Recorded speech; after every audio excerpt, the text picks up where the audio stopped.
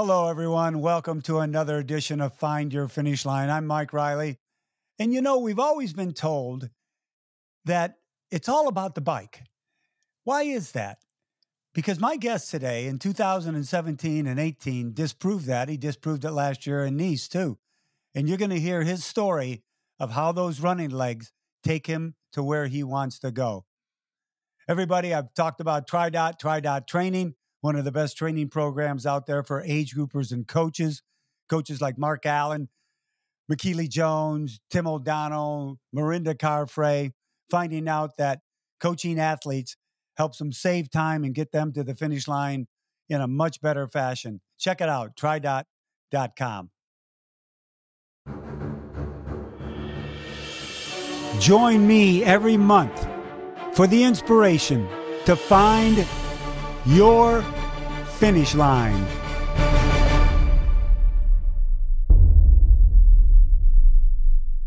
He is a two-time world champion.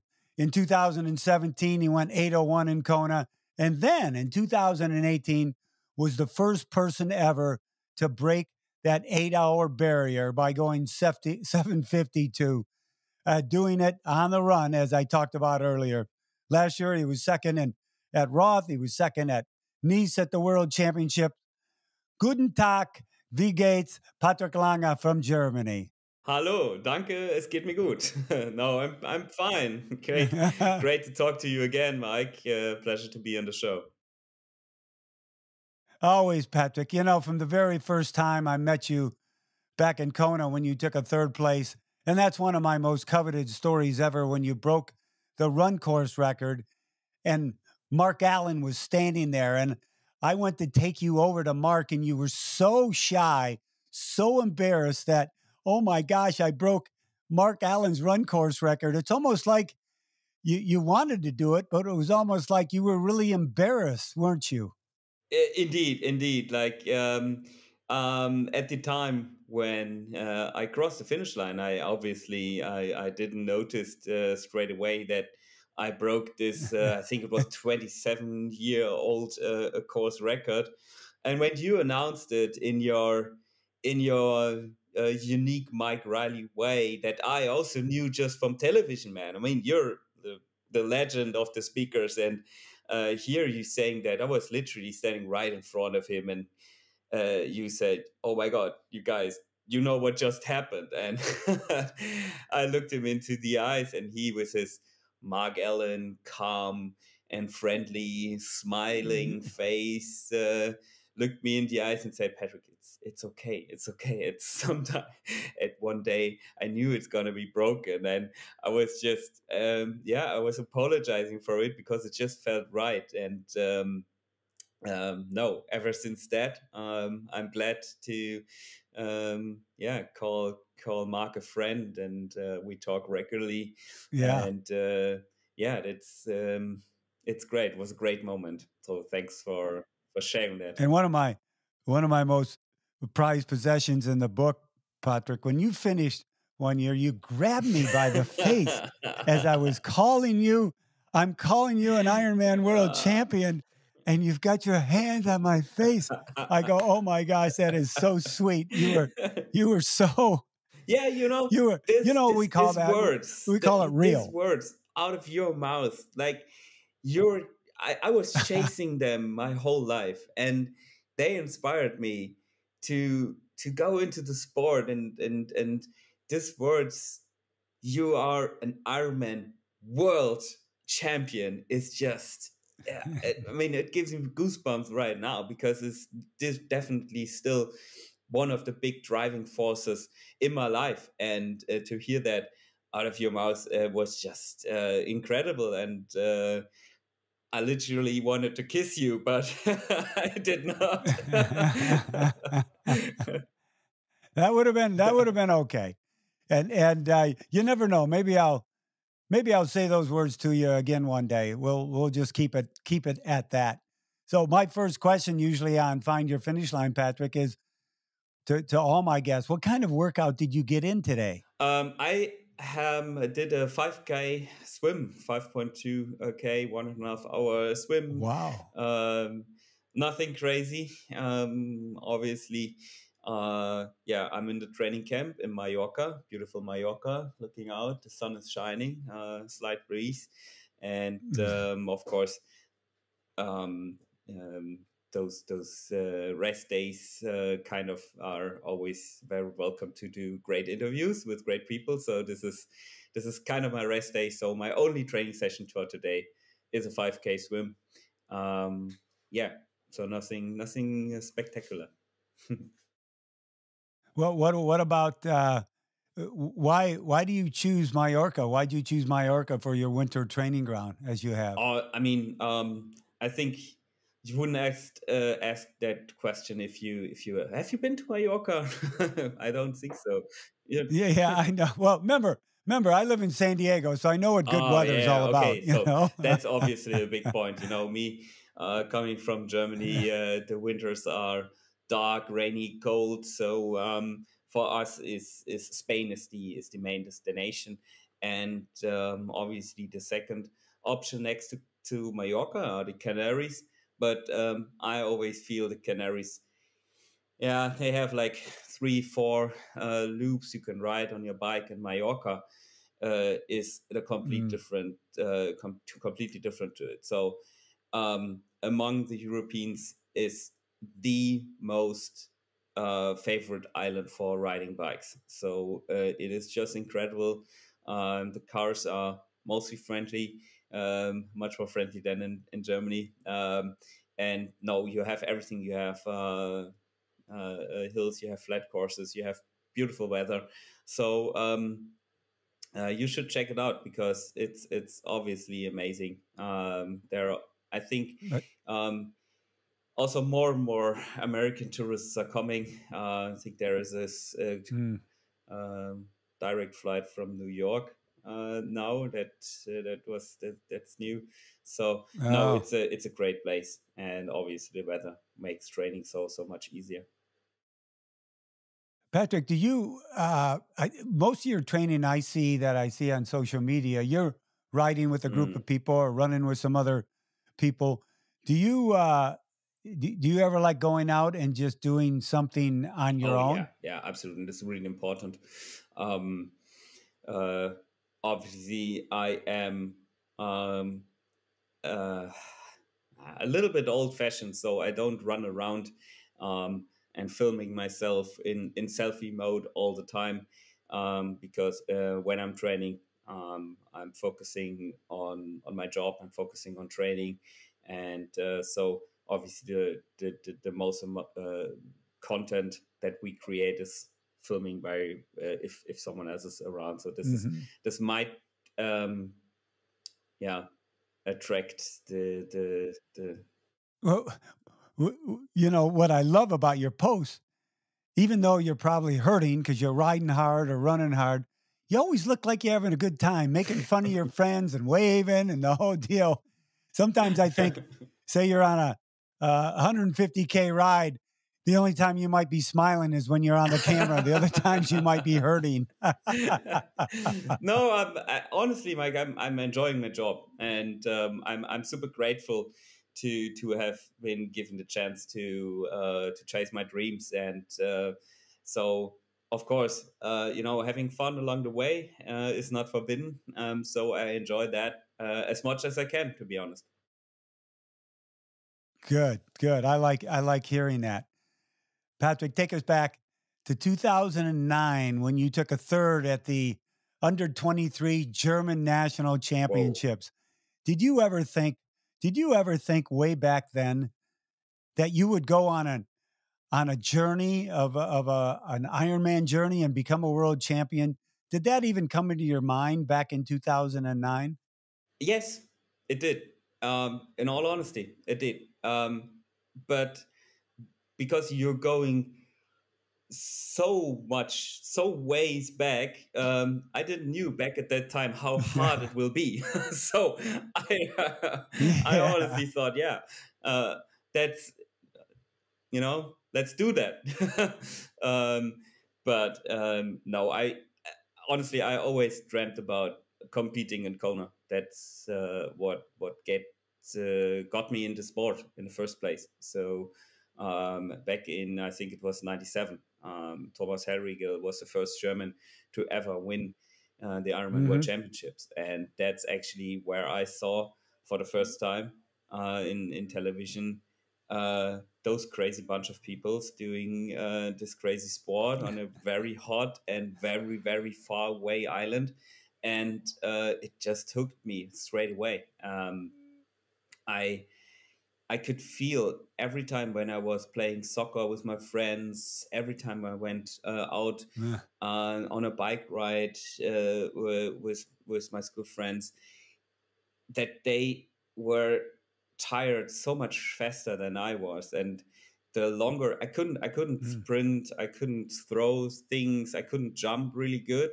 I was kind of always the the slowest when it comes down to explosive stuff. But the longer the training or the exercise went, the better I got. And I always loved to win. So Mm. that what got me into endurance sport. Obviously, my father was also a marathon runner.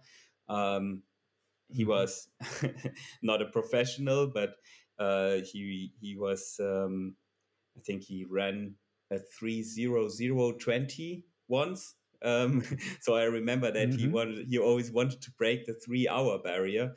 Unfortunately, didn't make it. Just really close in Berlin Marathon. But that this TV documentary about Thomas Hellriegel in Kona really lit me up, and I was all in. So I started my endurance career, and along the way, I really committed to triathlon. So yeah, yeah.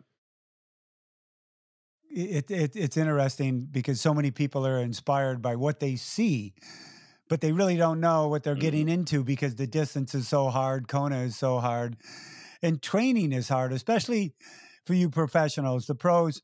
What you guys and gals go through just amazes me. So, what what motivates Patrick Lange to get out of bed in the morning and keep doing it over and over and over again? What motivates you to do that?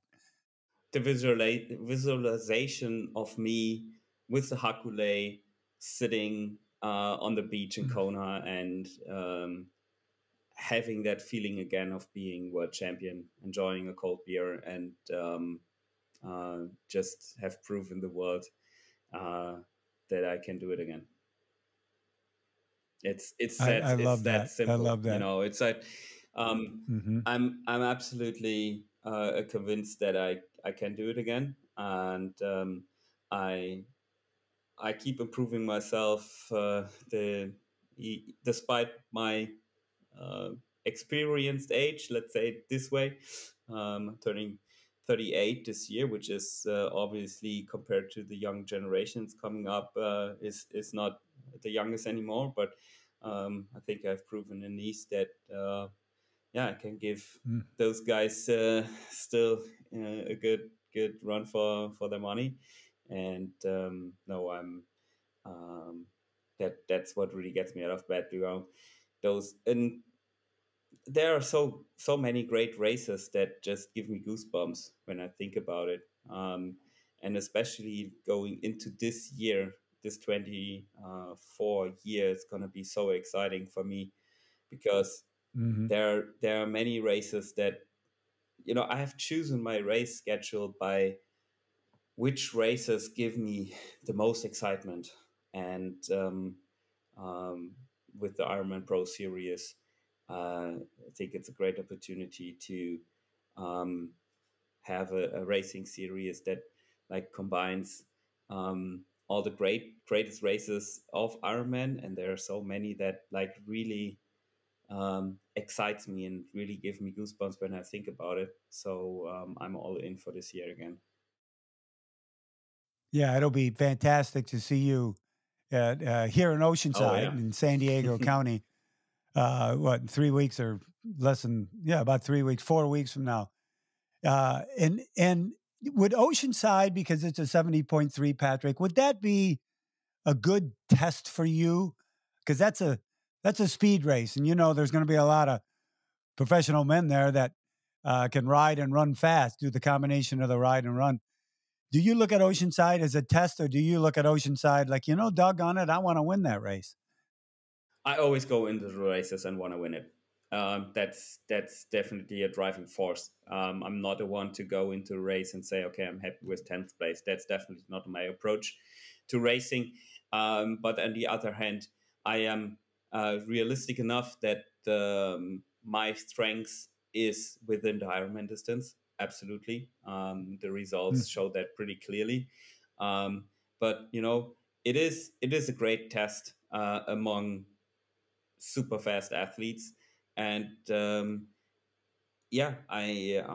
think this race in Oceanside has, for me, the special purpose to serve as a really really hard test for Ironman Texas. And But I think if I can, play my cards, and perform at the level which I'm capable of. I mean, I have also won 70.3 races in the past, so I think it's definitely possible to be in the mix and fight for the podium, maybe for the win. So that's my target. It's going to be fantastic to see you there. When I was looking at your schedule, you've got the Ironman Texas after Oceanside. Then the next one you listed was Frankfurt, Ironman Frankfurt. Well, that's kind of a long gap between April and July. Is there anything in between there that you haven't decided on that you might race? Yeah, you looked into the data really carefully. There is another race in that period, but I'm not allowed to talk about it right now. Oh, okay. Yeah. That's right.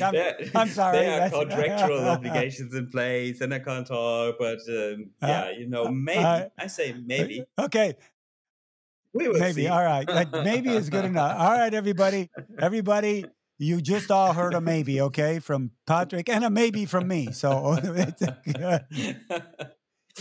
Patrick, one of my other fantastic memories with you, one when we did the Ironman Foundation Gala in New York City, and you came in, that was great. Julia, and you came in. That was a wonderful time. The other time was Ironman Tulsa, because it was a very emotional race for you in 2021. And you had a tremendous day, going like 7:45, and you dedicated it to your mom, who passed away during the pandemic of cancer. That was a very special moment for, I think, everybody that was there watching it. Did that, when you were racing, give us a little bit of your emotions when you were doing what you do for a living, but yet thinking about mom? Yeah, the thought of my mom comes to my mind almost in every training session. I made a promise to her that I will keep fighting. I will keep continuing to race as hard as I can, and be successful, and bring home victories for her. That was maybe one of the good, let's say good memories that we could create, because obviously something different if someone dies in a car accident, or if you are able to spend some more weeks together and talk about everything. So that was kind of the last few words that I exchanged with her, and I'm still striving to make her proud, or more or less. And that's a big motivation for me, and especially the race after Tulsa, after the pandemic.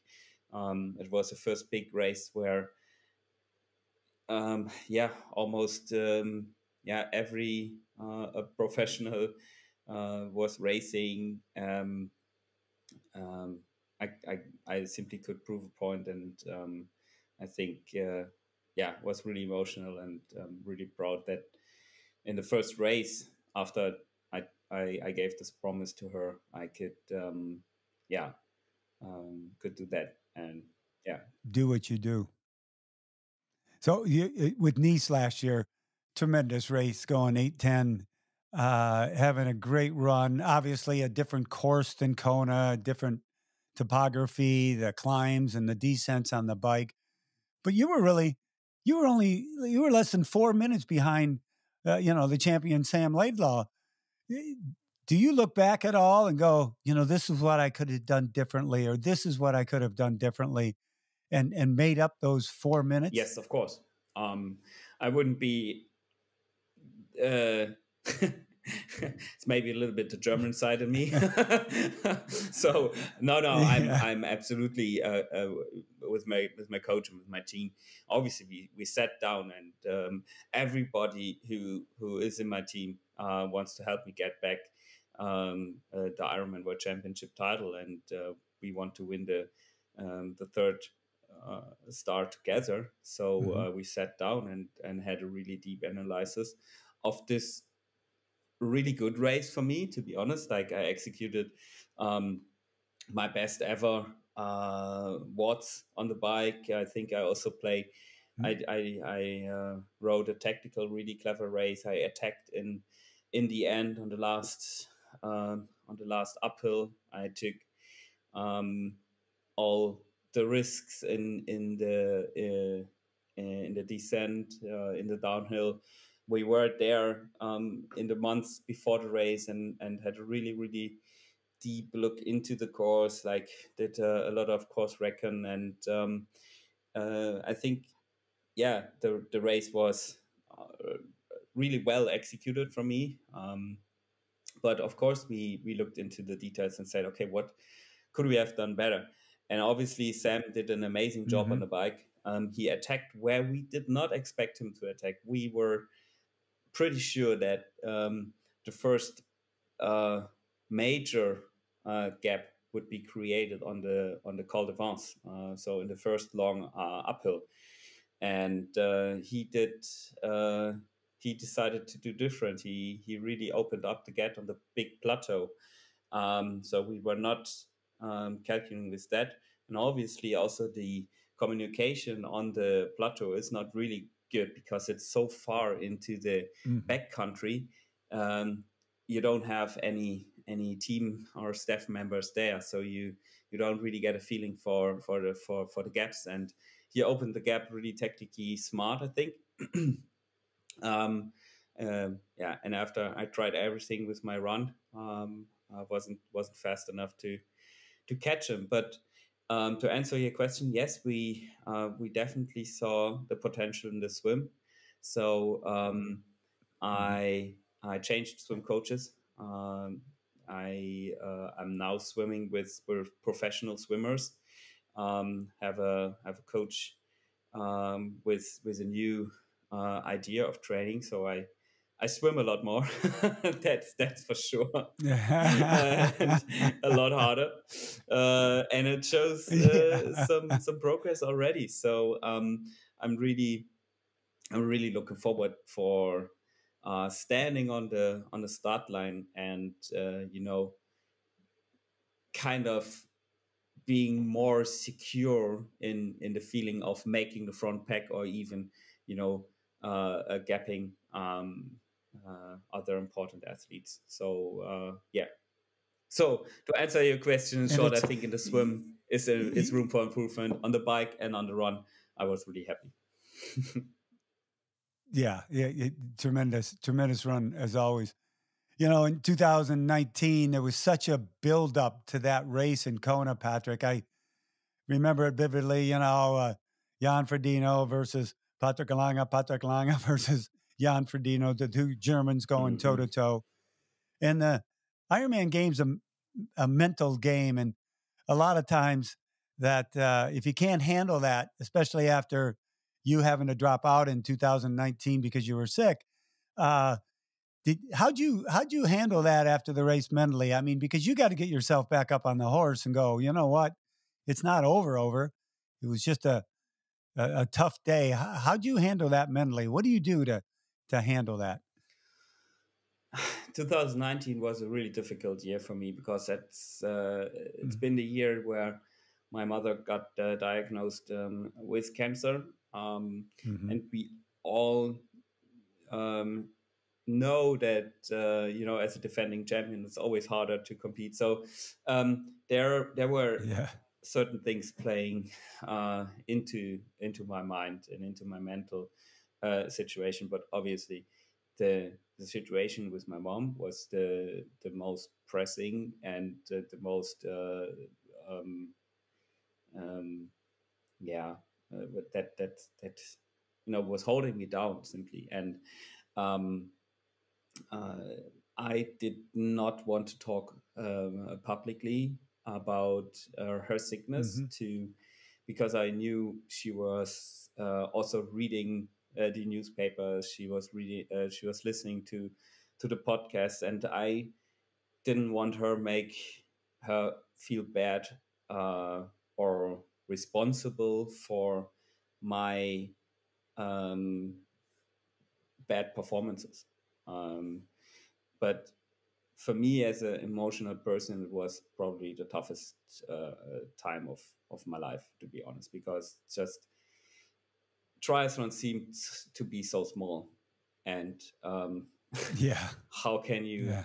how can you go into a race and banging your chest and say, "Oh, I will beat you, I will become world champion," if you deep down inside of you think, honestly, like fuck it, there's Yeah. that's really not important. And it the climax of this situation was at Ironman Frankfurt, to be honest, because my mom got treatment in Frankfurt, so the cancer treatment, and she was getting treatment when Ironman Frankfurt was in town. So in the end, I visited her in the hospital um, in the race week, spent as much time as possible um, sitting next to her bed, and you know, I was going from the hospital to the press conference, and we all know Jan. I mean, he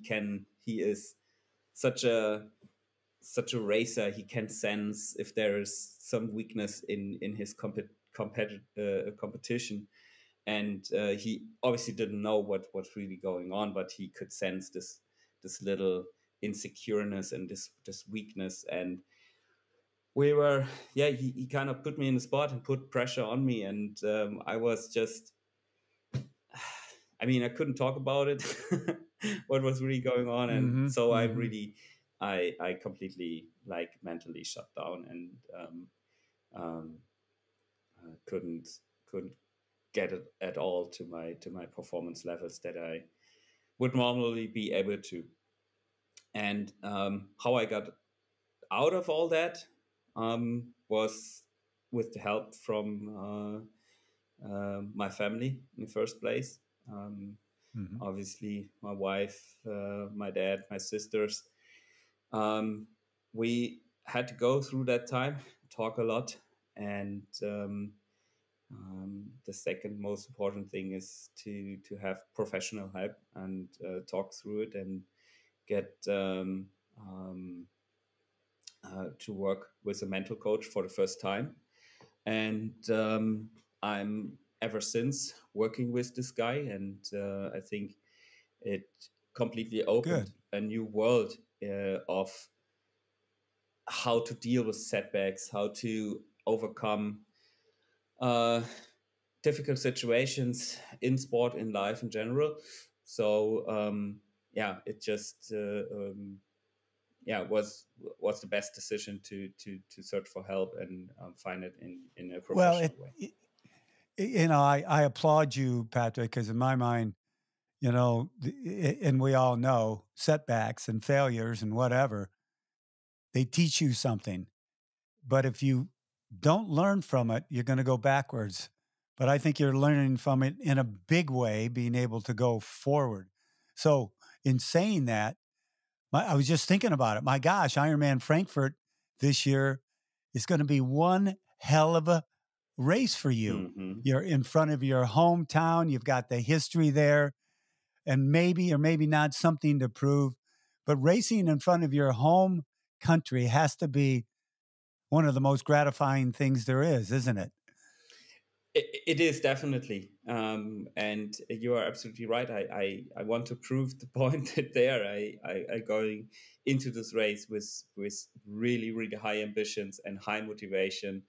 My best position in Frankfurt is the third place, so I really want to do better. And Hmm. also now with Jan and Sebi retired, I'm kind of the only one left from our generation. I think there's gonna be I a know. huge it's gonna be a huge spectacle on course. So comes with a fair amount of pressure, of course, but I'm super looking forward for it. I really can't wait to race there and um, yeah, maybe give my mom another present.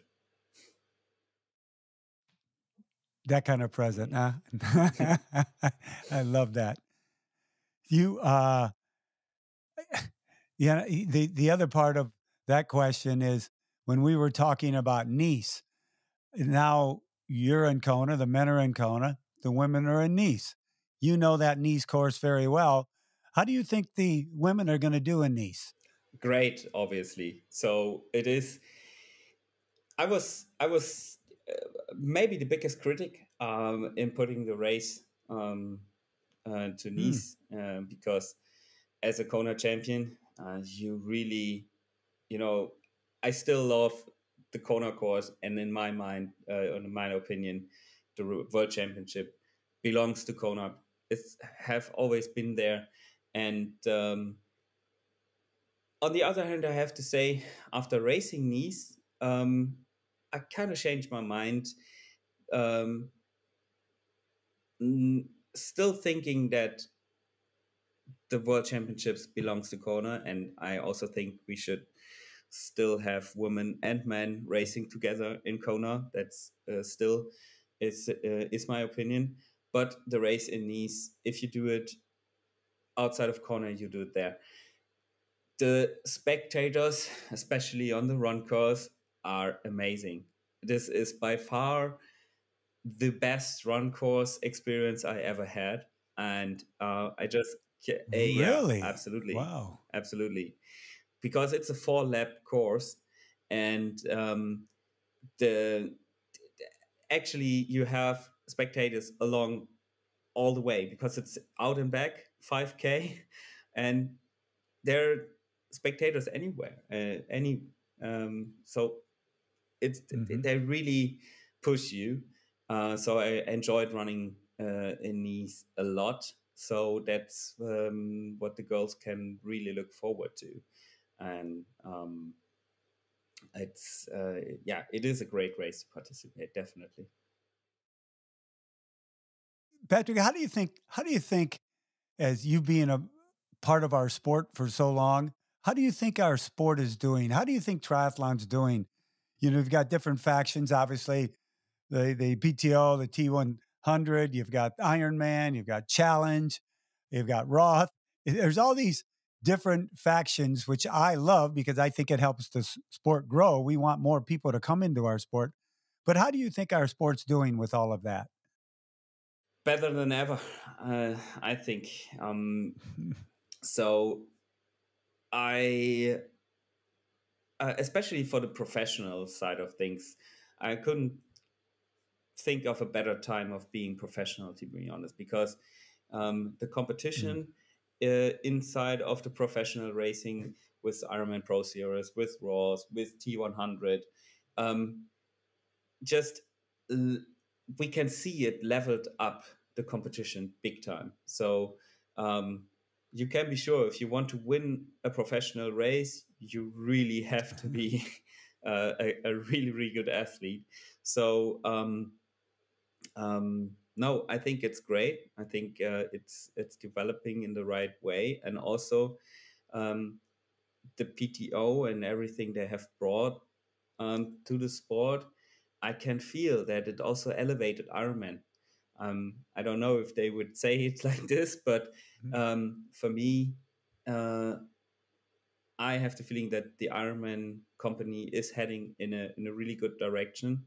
Um, funny enough, the Ironman team, so the Ironman Europe team was here with all the race organizers of every European race, was just in my hotel like a couple of days ago, and I had the chance to talk to them, and I said, you Good. really feel that you're heading in the right direction, and um, um, the changes that the company have made over the last 5 years. I mean, you can see it in social media. Everything got better. The communication got better. Mhm. The races are, in my mind, in my opinion, better organized, and so this is what the competition did to the sport. It just elevated things, and I'm happy to see where it's going. I agree, and I think the future is very bright. You probably right now wish you were like a 27-year-old pro with what's going to be going on the next, and have a lot more years racing. No, no, not that. I have still. I mean, honestly, I feel that I have um, at least 4 years, 3 to 4 years of racing Oh yeah, in front of me, and the time when I was racing, it was also good fun. I mean, it was not that yeah. the racing was not interesting, and I'm I'm proud to have been part of a hugely successful German Mm. generation. Because um, together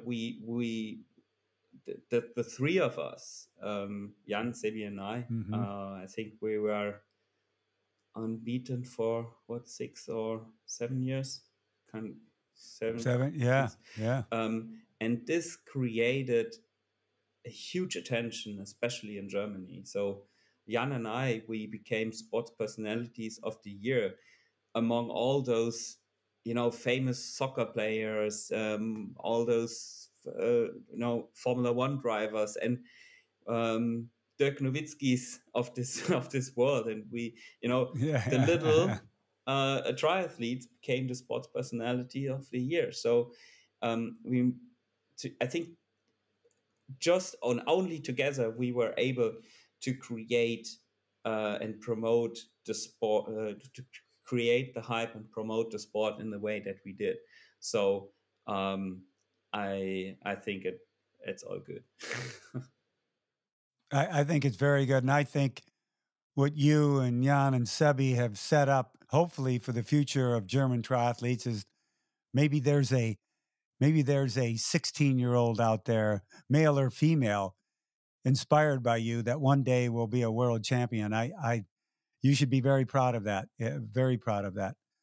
Uh, Patrick, we always have a lot of new new people and first timers coming into the sport to do triathlon for the first time. What they always love hearing, they need as much advice as they can get because they're new. What advice would you give someone who's coming into the sport or doing their first triathlon this year or doing their first challenge or Ironman race? What advice would you give them? um, After my Ironman Portugal experience, where I missed the entry of my transition, I say, go and check the transition flow. Um, Yeah. yeah, some of you might know it. It's a long story, but I kind of messed up. I mean, that happens even the experienced pros. So no, I think. The training along the way, enjoy the process, set yourself um, goals that are realistic, and don't get so caught up in data. Just take your time, don't overdo it, don't run so many kilometers in carbon shoes because they're faster. Take a coach, get advice from people that know triathlon, and do the basics right. I think um, in this time, or in today's generation, we can get really caught up in those last 5% and forget about the basis. Yeah. So really really get the basics right, and don't overthink if you're pushing 5 or 10 watts more or less, and this and that, and just the consistency in your training is key. And I also think, find a race that really fires you up and gives you goosebumps. um, this is, I think, the the these are the most important tips I can give to beginners. Yeah. Great advice. Well, one of my last questions, Patrick, on Find Your Finish Line is called tri-table racing. I pulled it out of the Baja 1000 in Mexico here, where I have friends that race cars and trucks through the Baja, 1,000 miles. And they sit around afterwards, sit around the table and call it table racing. So I call this tri-table racing to reminisce about something that happened to you at an event that you want to tell us about. I almost want you to tell me about the Portugal. I don't know if I remember that story. So if you want to tell that story, that would be a great one. Oh yeah, so it's yeah. So now I can laugh about it, but I had yeah. discussion on the run course with my wife, I can tell you. So I was doing Ironman Portugal, this last race of last year in 23, and had a good swim, had an okay bike ride, and really was in contention with my usual run to get another Ironman victory, which would be super great to end the year on a high. And everything was set up to be a good day until it wasn't. So uh, I ended my 180k a bike ride, and uh, because it was a race with 70.3 and Ironman race in the same race. um, I was finishing the bike ride in a group of 70.3 bike riders. So I was uh, in this, on the last 50 meters towards the entry of the transition area. I was looking at down to my cycling shoes and opening up my cycling shoes, and I was just rolling with them, and uh, ended up in. So I dismounted. I ran into the transition, and I was looking for start number one. For the wreck with the number one. So I running and running and running and running, and I shouted, "Where's number one? Where's number one? I cannot find number one." And everyone was looking at me. I was like, "Not one, just 1,000 upwards.